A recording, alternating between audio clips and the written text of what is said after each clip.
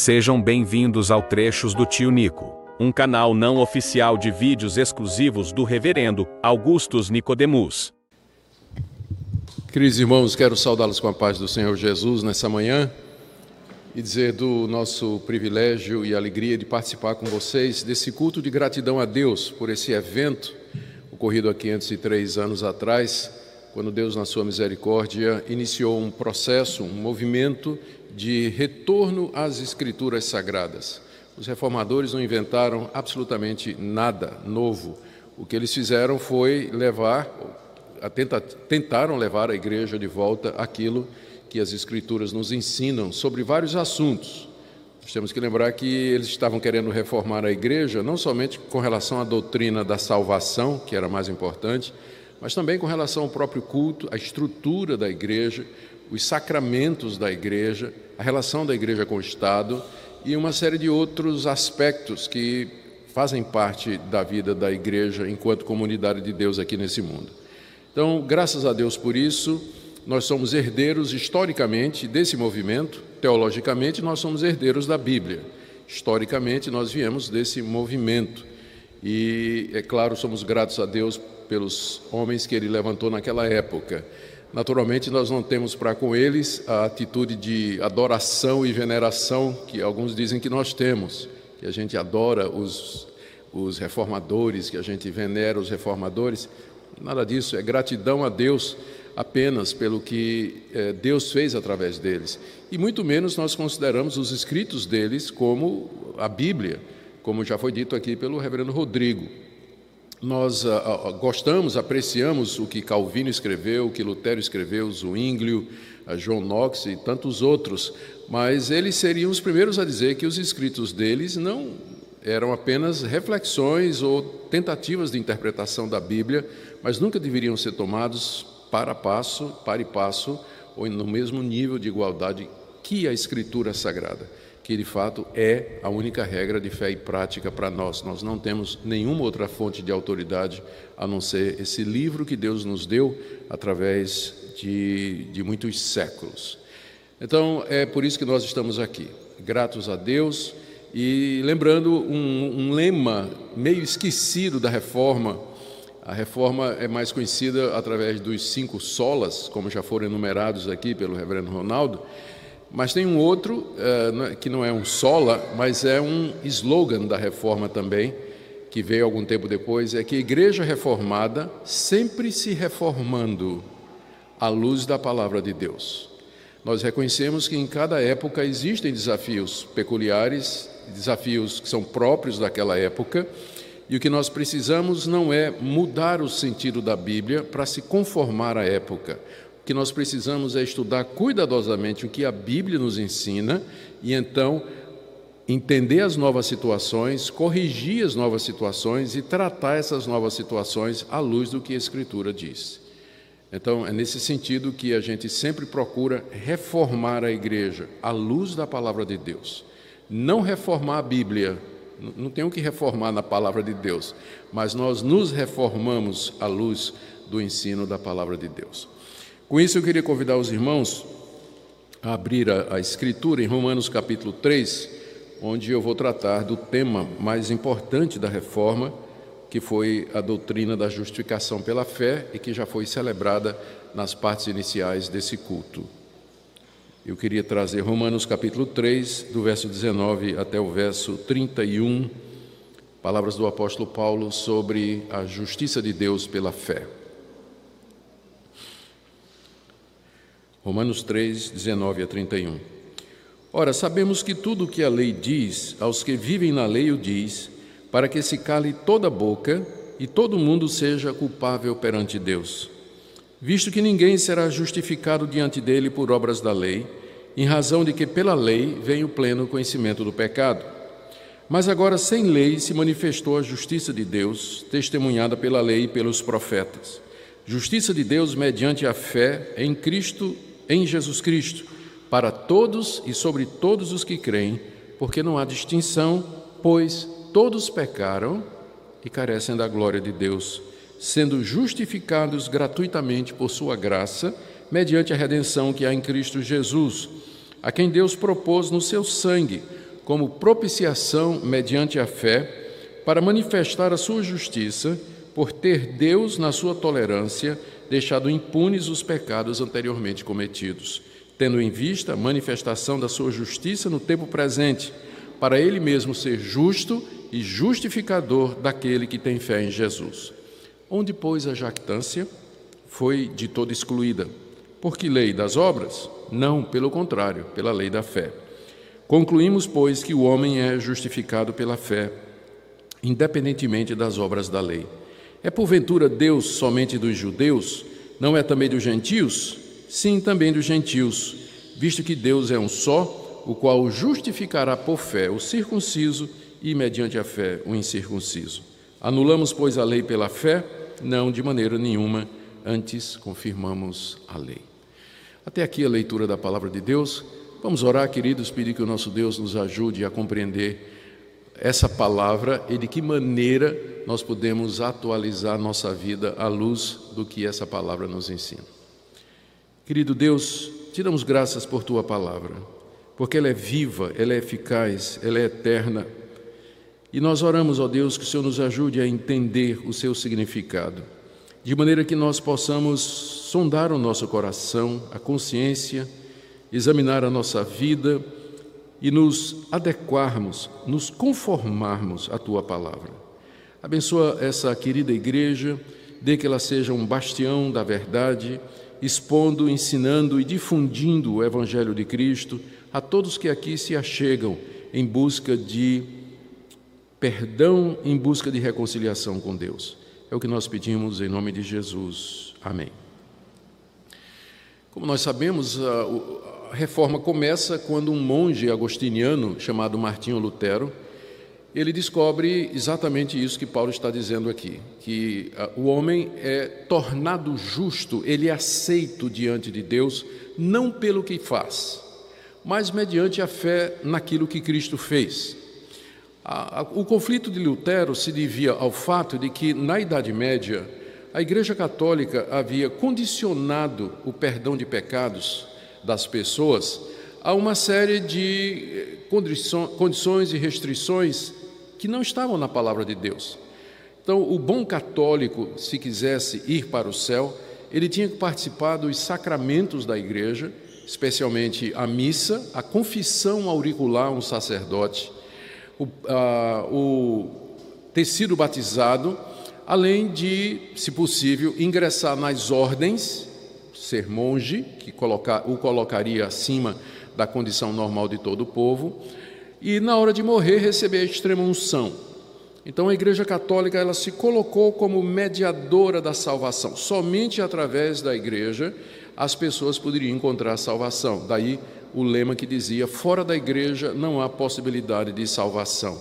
E a Igreja Católica ali entendida como aquela hierarquia toda montada, tendo como cabeça um Papa considerado infalível e debaixo dele toda uma hierarquia governada pelo magistério católico, colégio de cardeais e enfim, tudo aquilo. Aquela era a igreja. Fora daquela igreja ninguém poderia encontrar salvação, porque a igreja se oferecia como mediadora entre Deus e os homens. Além disso, mais recentemente, o Papa, na tentativa de arrecadar dinheiro para reformas na Catedral de São Pedro, em Roma, ele tinha instituído um perdão que ele prometia dar a qualquer católico que pagasse por aquilo. O perdão, chamado de indulgência, era uma garantia do Papa de que, se você morresse, em vez de você passar um tempo no purgatório por conta dos seus pecados veniais, esse tempo seria abreviado e você ficaria pouco tempo no purgatório, indo em seguida para o céu. E você podia, inclusive, comprar indulgências para os seus parentes que já tinham morrido e que estavam sofrendo no purgatório. O tesoureiro do Papa, chamado Tetzel, ele ia pelas cidades da Itália, da Alemanha, em todo lugar, vendendo as indulgências, e ele tinha uma rima que ele dizia assim: cada vez que a moeda cai tilintando no cofre, a alma sai voando do purgatório. Esse era o lema do Tetzel. Ou seja, a salvação uma pessoa sincera, católica, que quisesse ser salva naquela época, ela tinha de comprar indulgências, ela tinha que participar de todos esses cerimoniais da Igreja Católica, ele tinha que dar esmolas, ele tinha que fazer boas obras, porque a Igreja Católica ensinava, inclusive, que quando você era batizado na Igreja Católica, você recebia aquilo que ele chamava de a graça infusa de Deus. Deus já dava uma certa graça a você na hora do batismo que lhe permitia a prática de boas obras. E aí no final da sua vida, Deus faria uma avaliação se você foi um bom católico, se você deu esmolas, se você praticou boas obras, se você andou em retidão, se você se confessou, se você participou da missa, se na hora de morrer você teve a extrema unção e Deus então poderia lhe dar o céu ou não. Então, era essa a situação. Católicos sinceros como Lutero tentaram obter paz para seu coração, porque ele sentia culpa pelos pecados deles, como todos nós sentimos. A gente peca, a gente sente culpa, a gente quer perdão. E Lutero queria desesperadamente sentir o perdão de Deus, e ele fez todas as coisas que a Igreja Católica determinava, inclusive penitências de subir escadas de joelho e tudo mais. Ele fez tudo o que era possível fazer, mas não encontrava paz no seu coração. Até que finalmente, como já foi dito aqui, estudando Romanos capítulo 1, a partir do verso 16, ele descobriu que quando a Bíblia diz que o Evangelho é a justiça de Deus, a justiça ali não é o atributo de Deus, aquela qualidade pela qual Deus trata todos igualmente com justiça. Não, justiça de Deus é o modo pelo qual Deus torna o pecador justo. E Paulo diz aqui que Deus faz isso não por obras, não por merecimento, mas pela graça de Deus através da fé em Cristo Jesus. Foi isso que abriu os olhos de Lutero. Ele disse: meu Deus, eu tentando aqui obter a justiça de Deus mediante as minhas obras, quando na verdade é um dom gratuito de Deus. Deus oferece gratuitamente mediante a fé. Aquilo foi conversão. E Lutero se converteu ali, ele entendeu a verdade do Evangelho ali. E é claro, uma vez que ele entendeu isso, ele percebeu o grande erro em que estava a Igreja Católica.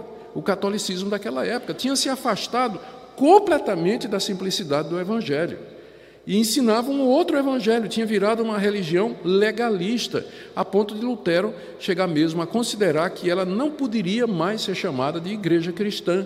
Tal o desvio fundamental dessa grande e importante doutrina.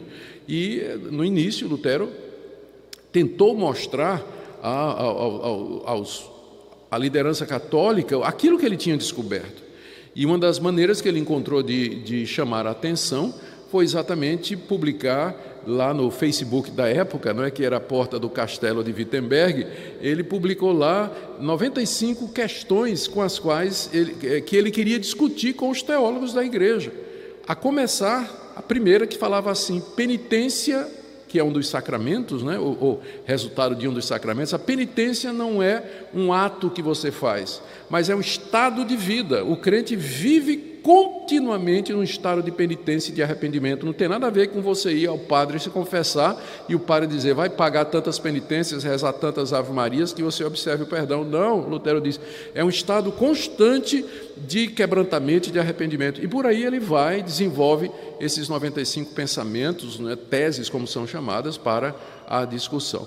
Mas tudo isso começa quando Lutero entende de que maneira Deus torna o homem justo. Em que base Deus recebe pecadores, perdoa os seus pecados e não lhes atribui mais a culpa e os trata como seus filhos, que é a questão mais importante da vida, não é? O que é que adianta a gente passar essa vida aqui, tendo todos os confortos, todas as seguranças, desfrutar de todos os prazeres, provar de todas as alegrias, morrer num estado de inimizade contra Deus, sem ter tido o perdão dos seus pecados e passar uma eternidade longe de Deus no sofrimento eterno, pagando com a sua alma, com o seu próprio sofrimento, a culpa de todos os pecados que você cometeu durante a sua vida. Então, eu digo isso porque foi o próprio Jesus que disse: de que é que adianta o homem ganhar o mundo inteiro e perder a sua alma? Esse é o ponto mais importante da nossa vida aqui. De que maneira nós partimos desse mundo para a eternidade, seguros de que estamos justificados com Deus, justificados diante de Deus, que fomos aceitos por Ele e que nossos pecados estão perdoados. Lutero descobriu que, em muitos sentidos, aquele conflito que ele teve era o mesmo conflito do fariseu Saulo de Tarso, que depois se tornou o grande apóstolo Paulo. Saulo, Lutero assim descobre, era um fariseu sincero, era um fariseu que achava que a verdade de Deus havia sido revelada no judaísmo dos seus dias, na religião que ele praticava dos seus dias. O judaísmo, nos dias do apóstolo Paulo, era uma religião muito mais legalista do que o próprio catolicismo na época de Lutero.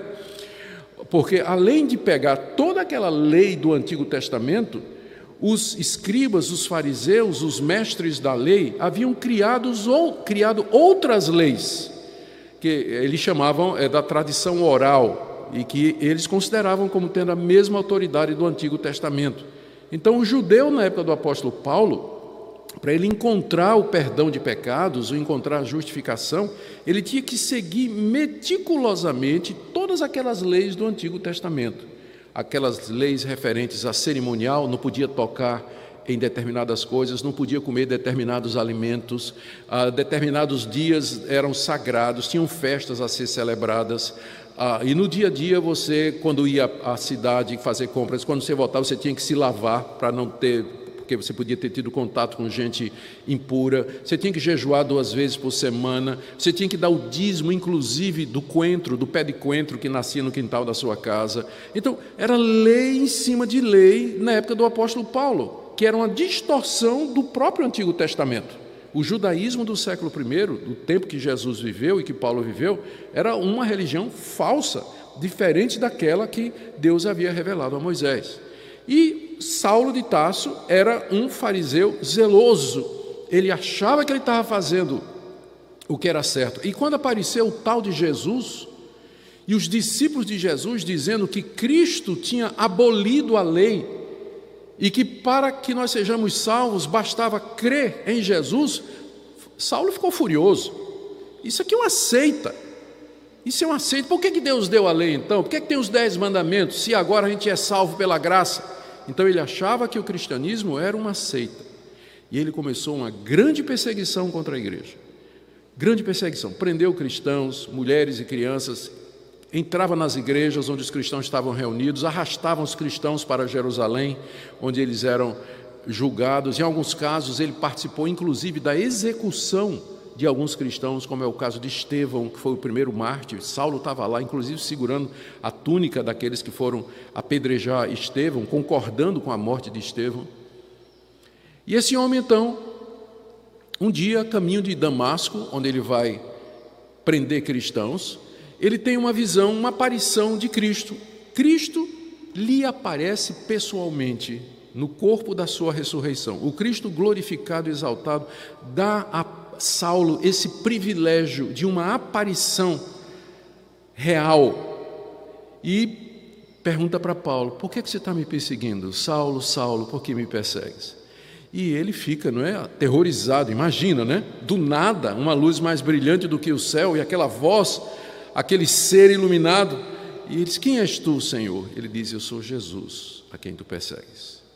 E a partir daí, Saulo entendeu que o Evangelho era a verdade, que era pela graça mesmo. Ele passa 3 anos no deserto da Arábia, consertando a cabeça, tentando agora, como é que se encaixa agora isso, né? Tudo que eu aprendi errado. Agora eu entendi que, de fato, Jesus é o Salvador, o Filho de Deus. Quando a cabeça de Paulo está arrumada, quando a teologia dele foi reorganizada, foi atualizada, né? Porque o que atualiza é a cabeça da gente, não a Bíblia, né? Quando ele entendeu realmente o que é que tinha acontecido, então ele sai para se tornar o maior pregador da fé que um dia ele tentou destruir. E ele planejava ir a Roma, que era a igreja mais importante do Império Romano naquela altura. Ele não tinha pregado em Roma ainda, ele não é o fundador da igreja de Roma, ele queria pregar lá em Roma, mas ele sabia que quando ele chegasse em Roma, ele seria questionado pelos judeus, que tinham uma comunidade de judeus muito grande em Roma, e muitos deles tinham entrado na igreja cristã. E Paulo sabia que quando ele chegasse em Roma, ele seria questionado pelos judeus, do tipo assim: por que você fica ensinando que a lei de Deus passou? Por que você fica ensinando que a circuncisão, que nós não precisamos mais circuncidar os nossos filhos? Que essas leis que você não pode, que Moisés mandou sobre comida, por exemplo, não pode comer carne de porco, não pode comer sangue.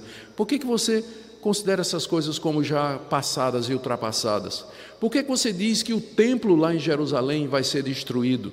Por que você diz que Israel não que a salvação é além dos judeus? Deus é Deus de Israel, Jesus era judeu, a Bíblia é judia. Por que você está falando em salvação para aqueles que não são judeus? Paulo sabia que ia ser questionado, e essa é a razão pela qual ele escreveu a carta aos Romanos. A carta aos Romanos é uma exposição que Paulo faz do evangelho que ele prega a uma audiência judaico-cristã que haveria de questioná-lo sobre esses pontos aqui. Por isso que você encontra nessa carta tantas menções ao Antigo Testamento, tantas explicações a respeito de Israel. Ele fala da circuncisão, ele fala de Abraão, ele fala de Davi. Tem uma sessão inteira dedicada para responder a pergunta: olha, se a igreja agora é feita de judeus e gentios que acreditam em Jesus, o que vai ser com os descendentes de Abraão? E Israel, os filhos de Abraão, qual o lugar deles na história da redenção? Paulo gasta os capítulos 9, 10 e 11 explicando isso. Então, é nesse contexto que nós vamos ler a carta aos Romanos, porque ela reflete muito bem a situação que Lutero encontrou no catolicismo da sua época, e para nós hoje continua sendo atualíssima. A quantidade de gente que tem nas igrejas evangélicas achando que nós somos justificados pelo que a gente faz, campanha, propósito, ofertas, decisões que você toma, moralidade, cumprimento de regras e uma série de outras coisas. Então, essa ideia de que o homem se justifica diante de Deus pelos seus próprios méritos, ela é muito antiga. Ela começa lá no Jardim do Éden, quando Adão e Eva resolveram conhecer o bem e o mal à parte de Deus. Eles queriam ser os senhores do seu próprio destino, e a partir daí, essa religião das obras, a religião pela qual o homem é o seu salvador, se espalhou pelo mundo e continua até o dia de hoje. Aliás, aqui é bom dizer que, na verdade, só existem duas religiões no mundo. Você pode ficar confuso com a quantidade de religiões que existe.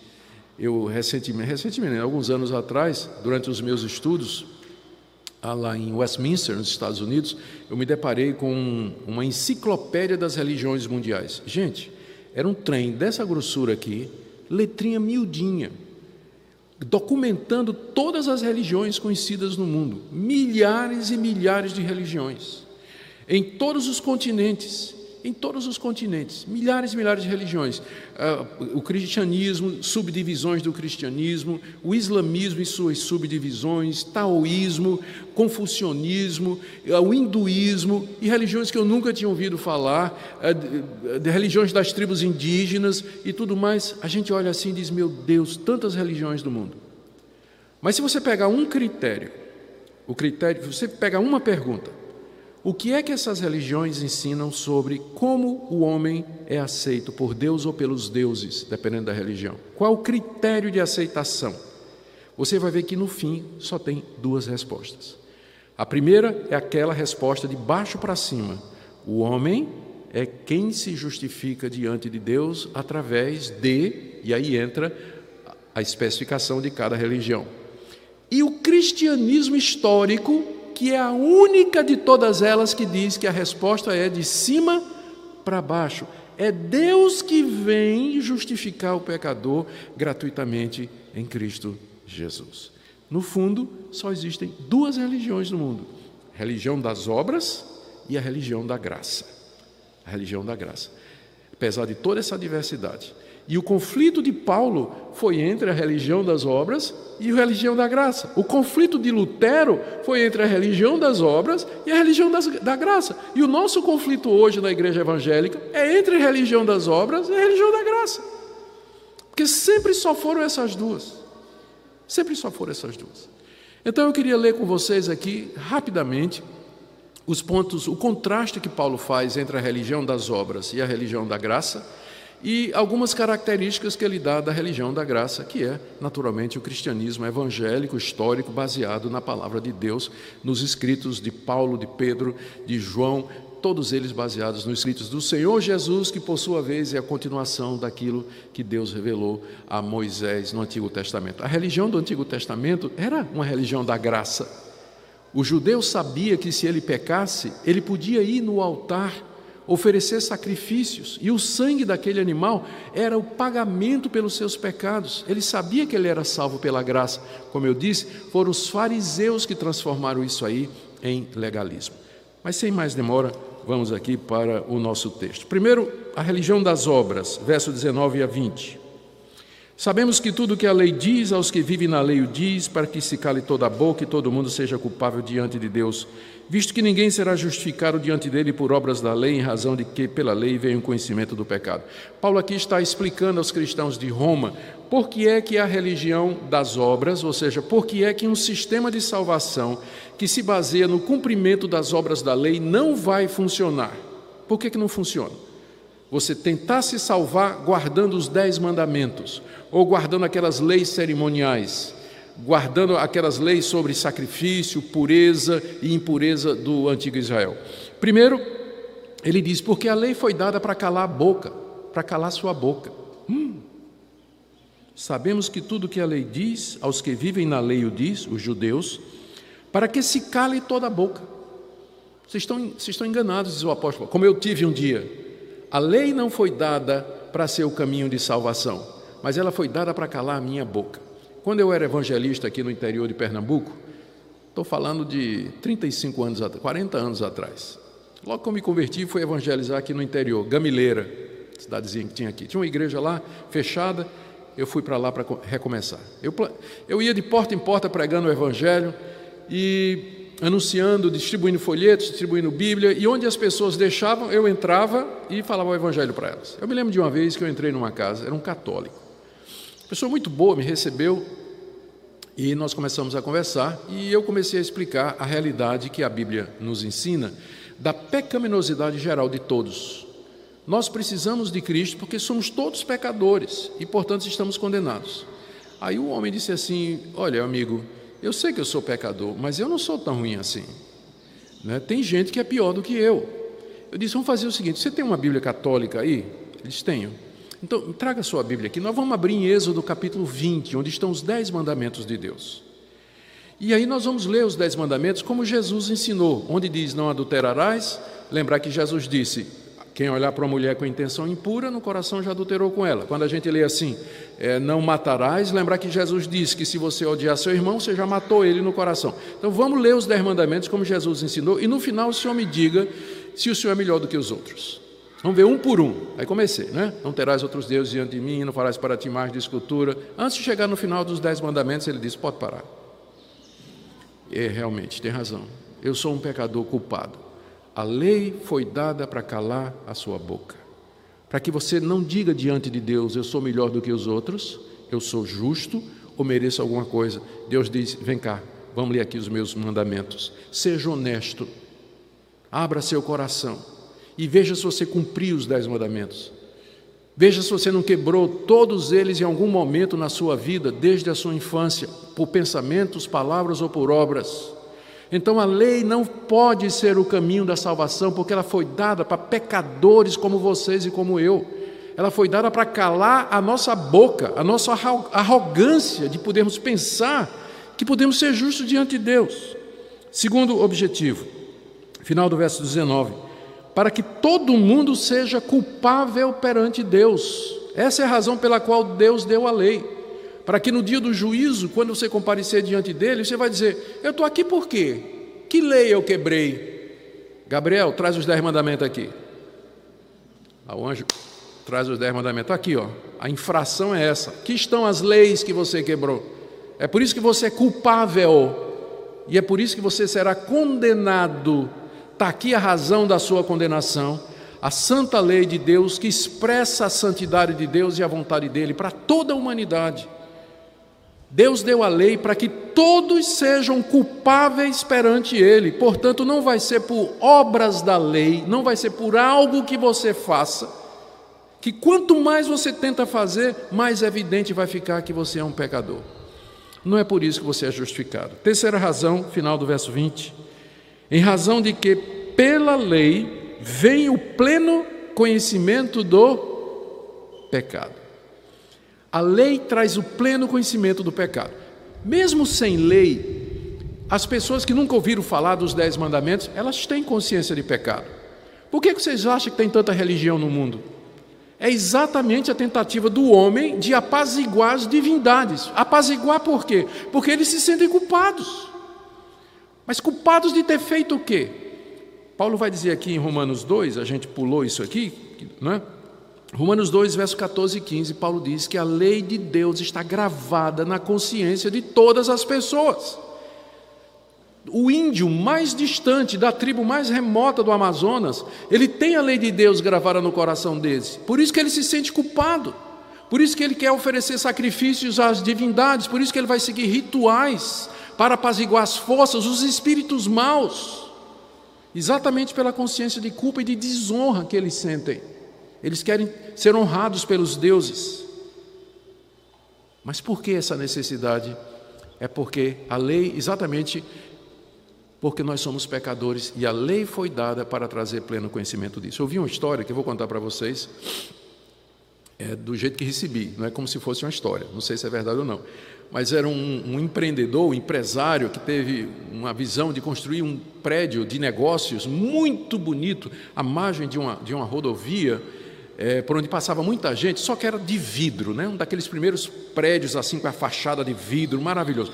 E durante 10 anos o prédio estava lá, nunca aconteceu nada. Um dia ele contratou um gerente novo, muito esperto, né? Muito atualizado e tal. Ele queria então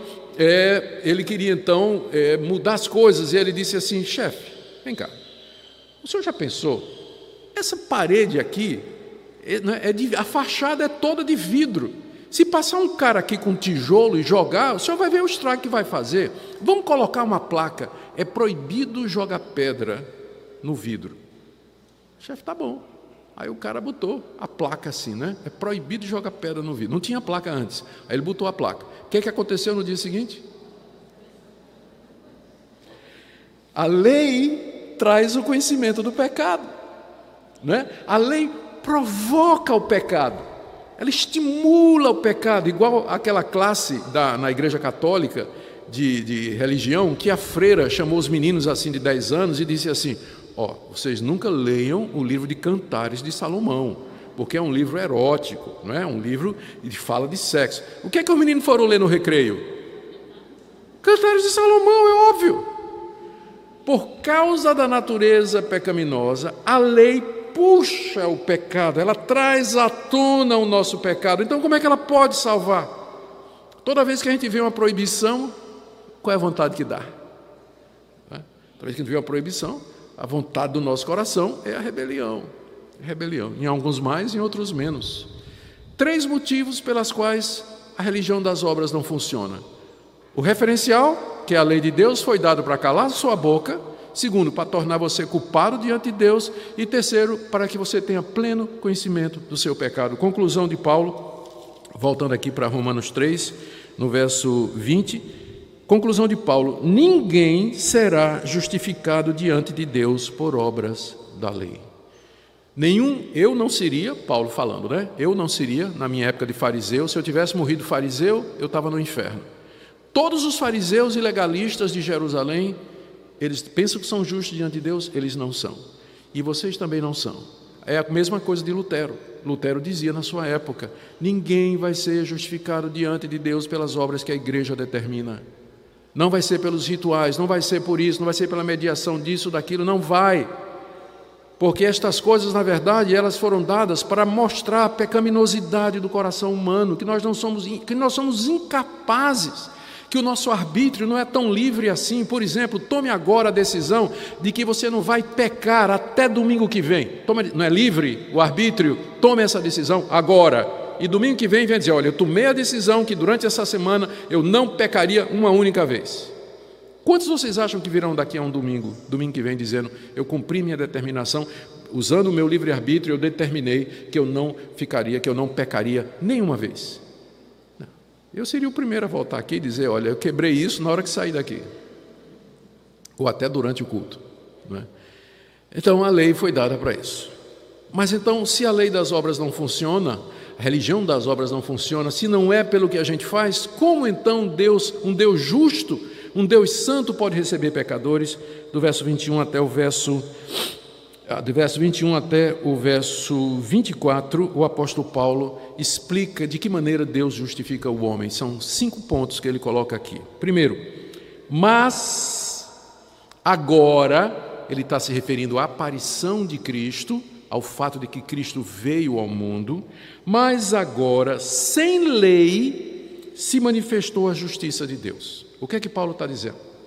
Ele está dizendo que Deus manifestou, Deus revelou claramente ao mundo, em contraste com o Antigo Testamento, onde essa verdade estava velada, ela estava simbolizada em todo o cerimonial do Antigo Testamento, mas agora Deus manifestou, Deus revelou de maneira clara a sua justiça, ou seja, de que maneira ele justifica o homem. E ele diz aqui que ele fez isso, note, sem lei.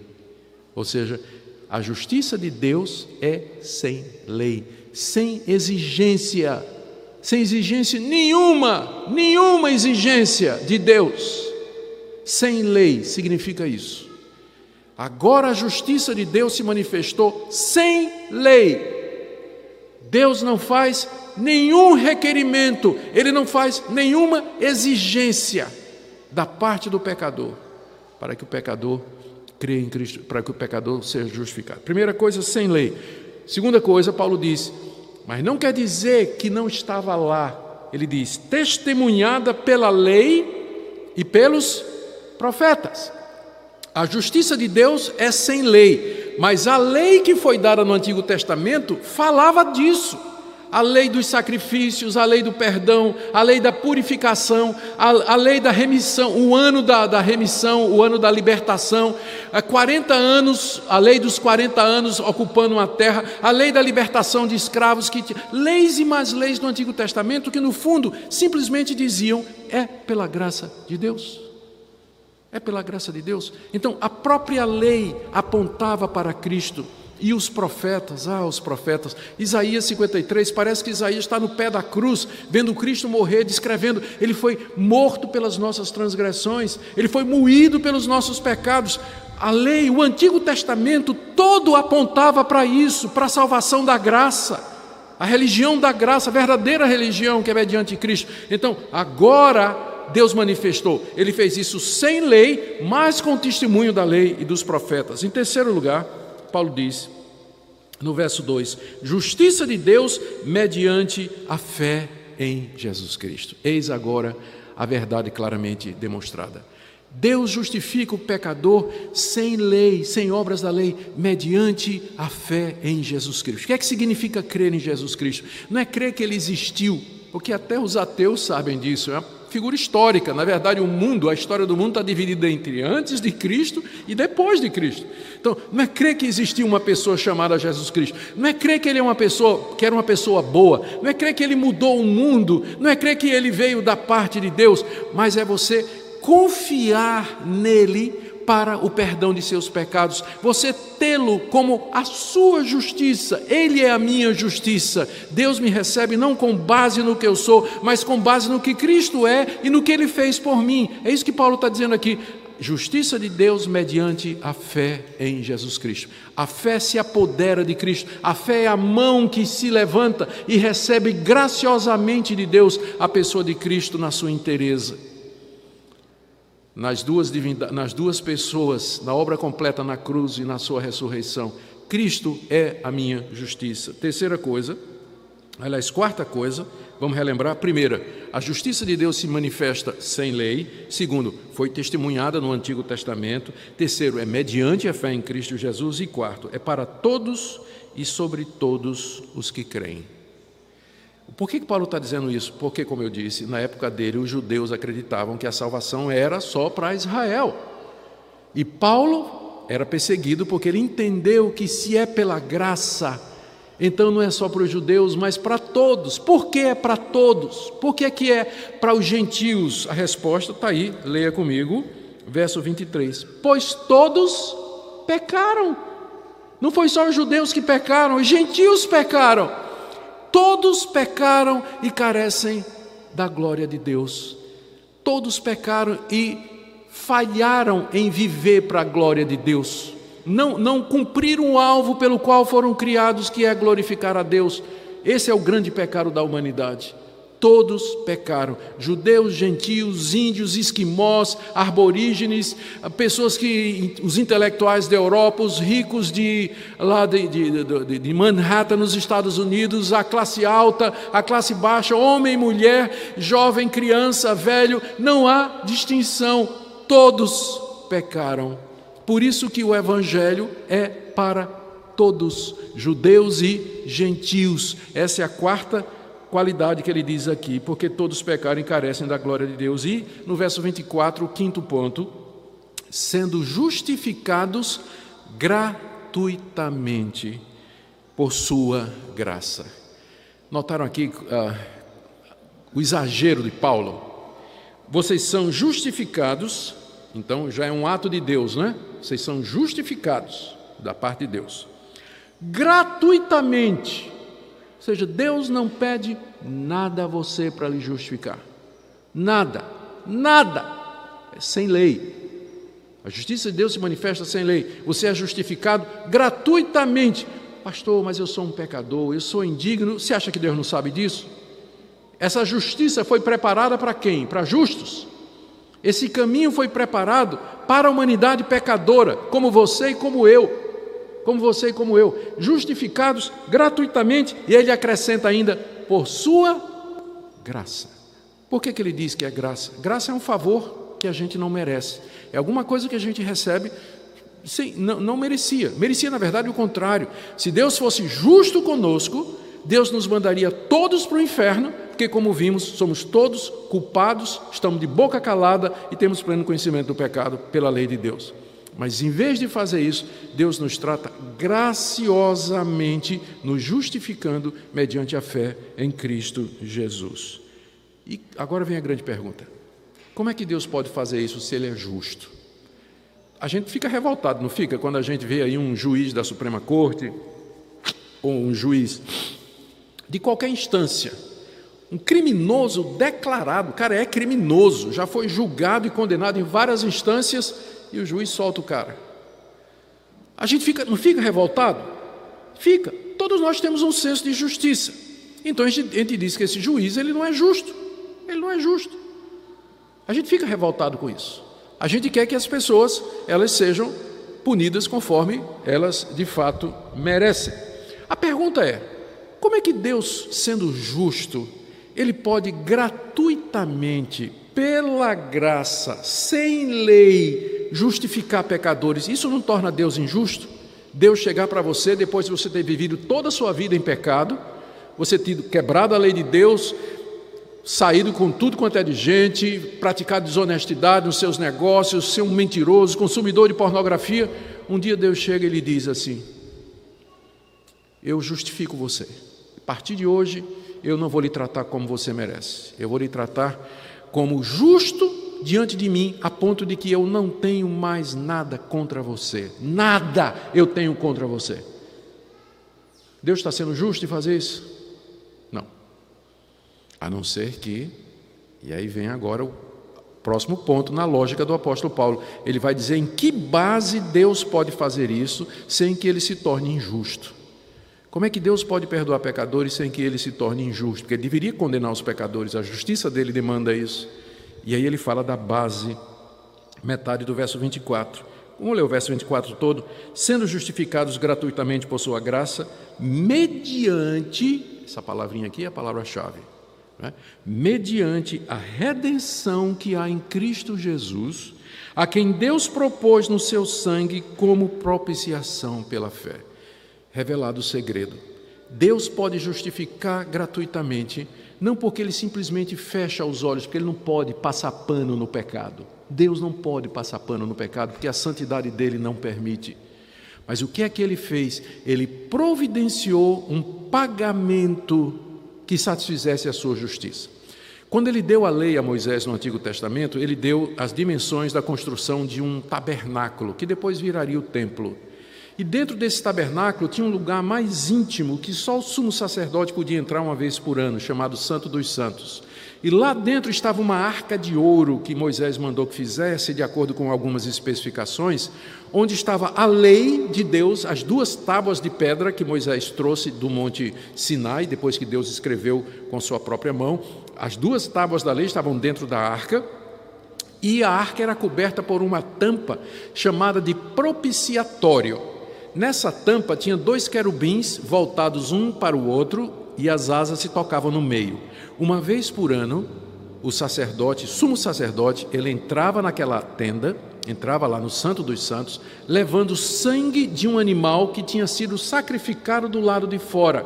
E ele derramava aquele sangue na tampa da arca, chamado propiciatório. Aquilo significava fazer propiciação. Propiciação significa pagamento de uma dívida.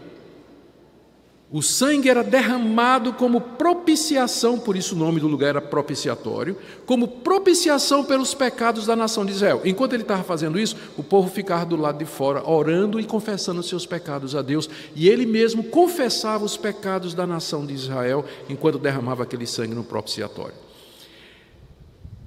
O nome, a tampa em hebraico é kaforet, que foi traduzida para o grego como hilasterion, que é a mesma palavra que Paulo usa aqui.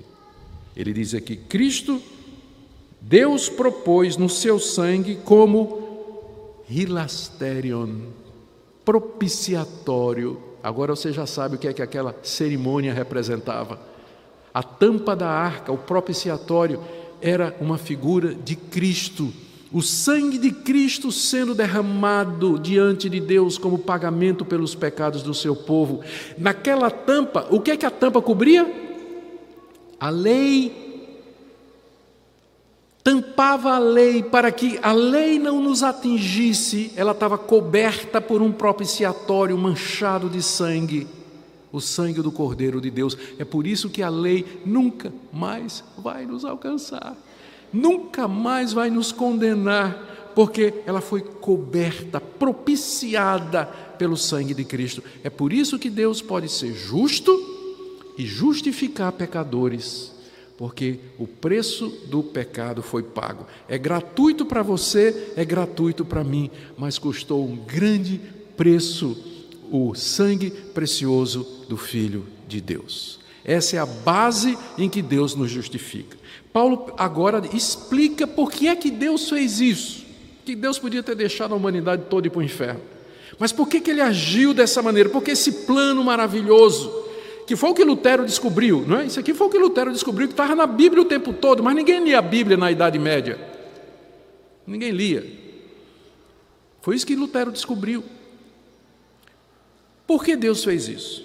Resposta. 2 coisas. Está no final, metade do verso 5. Para manifestar a sua justiça, por ter Deus, na sua tolerância, deixado impunes os pecados anteriormente cometidos. Porque alguém poderia dizer, mas por que uma vez que Cristo veio numa determinada época da história, e o que aconteceu com as pessoas que morreram antes ou que viveram antes? A resposta é, Deus resolveu não levar em consideração. Não significa que as pessoas que morreram naquela época não foram para o inferno. Significa simplesmente que Deus disse assim, eu não vou destruir a humanidade toda, mas eu vou aguardar até a vinda do meu filho. Eu vou continuar com o meu projeto que eu disse lá no Jardim do Éden, virá o descendente da mulher que vai esmagar a cabeça da serpente. Deus continuou com seu plano, apesar de todos os pecados cometidos antes da vinda de Cristo. Ele aguardou o momento de mostrar por que ele tinha sido tolerante. porque ele estava esperando o momento da realização do grande sacrifício pelo pecado do seu povo. Verso 26, tendo em vista a manifestação da sua justiça no tempo presente, para ser ele mesmo justo e justificador daquele que tem fé em Jesus. Esse é o propósito do Evangelho. É dessa maneira que Deus justifica pecadores. É assim que ele pode ser justo e fazer isso, mediante a propiciação que há no sangue de Cristo Jesus. Essa foi a grande descoberta de Martinho Lutero. Esse foi o pavio da reforma protestante. É alguma coisa nova? Foi alguma coisa que os reformadores inventaram? Lutero tirou isso da sua cabeça? Não. Ele está lendo a Bíblia. Ele entendeu o que a palavra de Deus diz e trouxe esse significado para a sua vida, trouxe esse significado para o mundo daquela época. E a sua vida foi salva e perdoada. E agora, conclusões de Paulo. São 4 conclusões bem rapidinho. À luz disso tudo, Paulo tira 4 conclusões. Lembra que ele está escrevendo para a igreja de Roma. Ele diz assim: onde, pois, está a jactância? A jactância é a vanglória, o orgulho. Você bater no peito e dizer, eu mereço de Deus alguma coisa. Deus me dá o que eu tenho direito. Você já orou assim? Deus me dê o que é direito. Faça isso não. Se você disser a Deus, me dê o que eu tenho direito, Ele vai abrir um buraco no chão e tu vai descer para o inferno cabeça para baixo. É o teu direito, é esse aí. Esse é o teu direito. Para de escutar esses pregadores, gente, que fica dizendo que tu tem direito diante de Deus, que tu merece alguma coisa diante de Deus. Merece nada. Acabamos de ler Paulo aqui. Onde é que está a jactância? O orgulho do homem bater no peito e achar que é alguma coisa diante de Deus. Paulo diz, foi totalmente excluído. Por que princípio? A palavra lei aqui, ela tem que ser tomada no sentido de princípio. Por que princípio? Das obras, ou quê? De que a salvação é pelas obras? Não, porque o princípio da salvação pelas obras produz orgulho. Você vai chegar no céu, bater no peito e dizer, eu estou aqui porque mereci, eu estou aqui porque eu fui melhor do que meu vizinho, eu estou aqui porque eu cumpri todos os mandamentos. Não vai ter ninguém no céu fazendo isso. Isso foi excluído, por quê? Pelo princípio da fé, final do verso 27. Ou seja, de que o homem é salvo pela fé. O que é que isso significa? Percebe, o contraste entre fé e obras aqui mostra que a fé não é considerada como obra do homem. A fé não é uma obra. Porque tem gente que diz assim, mas eu tenho que crer. Né? E se eu creio, então, e outro não crê, significa que eu sou melhor do que ele, porque eu creio e ele não crê. Sim, filho, mas a fé que você tem, ela não é obra, ela é dádiva de Deus. Porque a fé vem junto com a justiça de Deus. Ela é concedida juntamente com a justificação em Cristo Jesus. Você só pode crer em Cristo Jesus porque Deus lhe concede isso. De outra maneira, a fé seria considerada como obra. Mas você vê que Paulo diz que não é. Ele faz o contraste aqui entre obras e fé, exatamente porque fé não é alguma coisa produzida pelo homem, mas é dada por Deus. Por isso que é gratuito, inclusive a graça de crer. Se você crê hoje nisso aqui, não é porque você é melhor do que ninguém, mas simplesmente porque Deus teve misericórdia de você. Ele concedeu que você cresça e que você entendesse. Então, primeiro, está excluída a arrogância. Segundo, verso 28, concluímos, pois, que o homem é justificado pela fé independentemente da obra de Deus. A Paulo aqui está só resumindo o que ele acabou de dizer.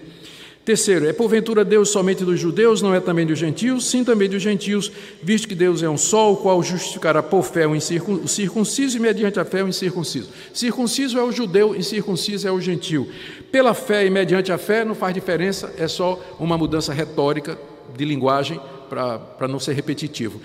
O ponto de Paulo aqui, Deus justifica tanto os judeus como os gentios mediante a fé em Cristo. Não tem mais essa divisão. Tem gente que diz assim, mas tem um plano de salvação para Israel, tem um plano de salvação para os judeus e um plano de salvação para os gentios. A igreja foi o plano B. Onde está na Bíblia isso, gente? Que Bíblia vocês estão lendo?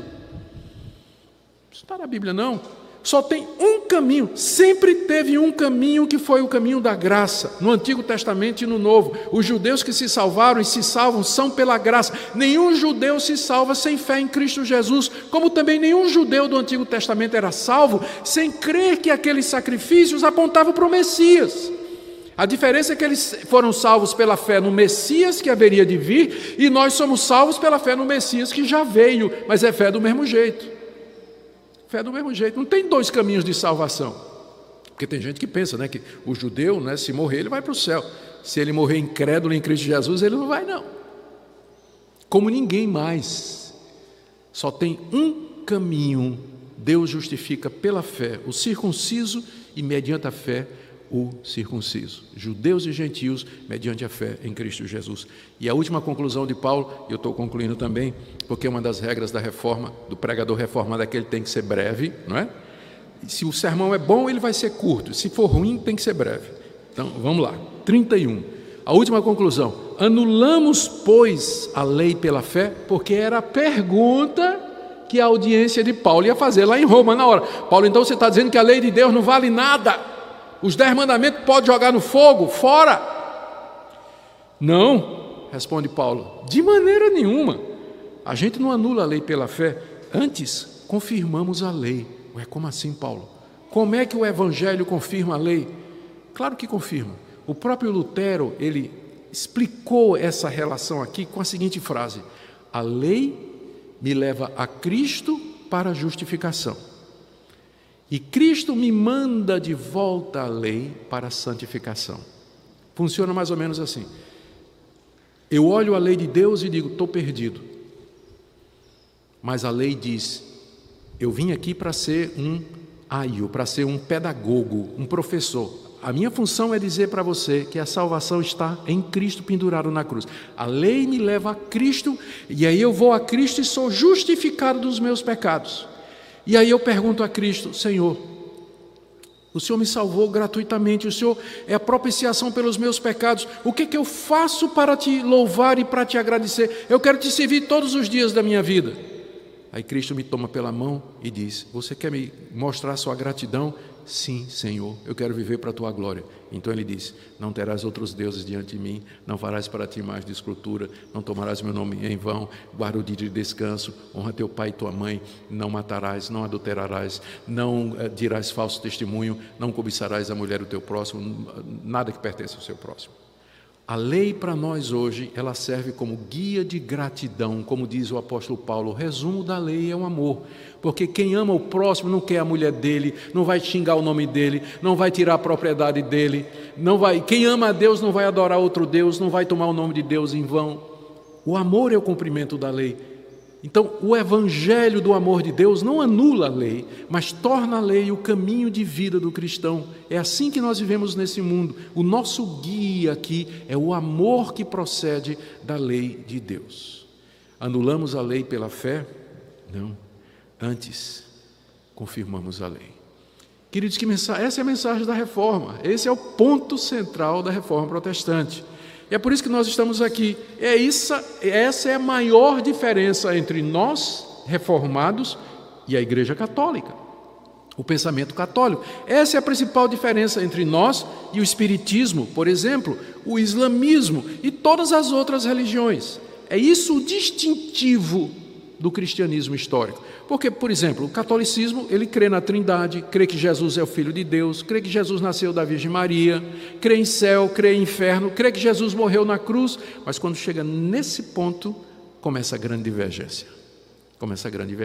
E mesmo entre os evangélicos, é isso que separa os cristãos evangélicos reformados de outros que estão dentro do caminho evangélico, mas que negam que a salvação, de alguma forma, é uma imputação, uma atribuição da justiça de Cristo ao pecador. E vão ensinar outro caminho. Quando você ouvir assim, não, Cristo é o Salvador, mas você tem que dar o dízimo, mas você não pode cortar cabelo, mas você não pode fazer isso. Toda vez que você encontrar Jesus mais alguma coisa, aí já não é mais o verdadeiro evangelho. É pela graça somente. E uma vez salvos, nós vamos viver de maneira digna desse Deus, andando nos seus caminhos e nos seus mandamentos. Amém? Vamos orar. Deus amado, te damos graças porque o Senhor nos justifica gratuitamente, mediante a fé em Cristo Jesus. Te damos graças porque o Senhor levantou pessoas ao longo da história para manter a verdade viva, clara, no meio do teu povo. Te agradecemos pela reforma que foi um desses momentos. Oramos que o Senhor nos ajude a ficar firmes no Evangelho, entendendo claramente para podermos ensinar outras pessoas.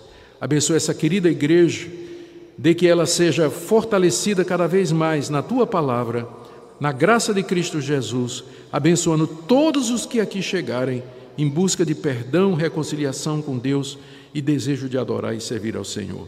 Oramos pela sua liderança, pelo conselho da igreja, pelos pastores, diáconos, professores, guia todos. Pedimos em nome de Jesus. Amém. Deus os abençoe, irmãos.